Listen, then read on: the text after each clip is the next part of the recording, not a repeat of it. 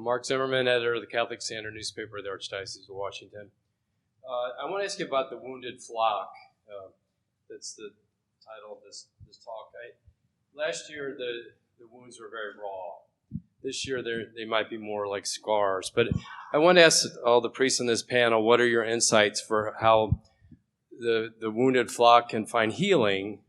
And I know there's different levels of healing needed because some have been directly abused. Some are family members of those. Some are parishioners their trust has been dashed. Some are people who work in the church who know some of these priests or bishops. So how can the wounded flock find healing?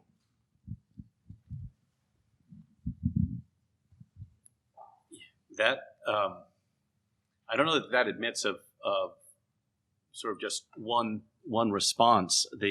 My experience last year was that all the raws were all the nerves were all raw, and it depended on where people were coming from, and people who were equally outraged about things, and rightly, would end up arguing with each other because their outrage was focused on different things. Some were focused on why on helping the victims. Others were focused on punishing the priests. Others were focused on why the cover up and things. So people are coming from so many different perspectives, and I think there just comes a point where a priest has to simply just listen to some very uncomfortable things, and not I mean, if his given temperament hypothetically is to respond and give a rebuttal, he has to just listen and allow some very uncomfortable,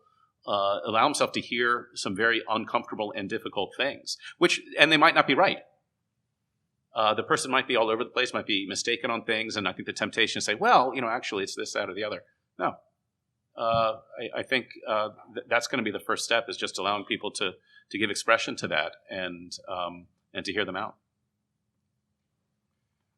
It seems to me as well that the supernatural outlook that can be obtained only through an interior life, through prayer, is essential to see not only the wounds and the scars and the evil that's been done, but also the many blessings that the Church continues to bring into the world, the many good and holy, faithful families and priests and bishops, and to sort of see the good as well as the bad. I think all of us can have that tendency to sort of go right to the point of where the darkness is, and I think that I don't know if that can be done purely humanly. So it seems to me the healing happens with an interior life, and frankly with time.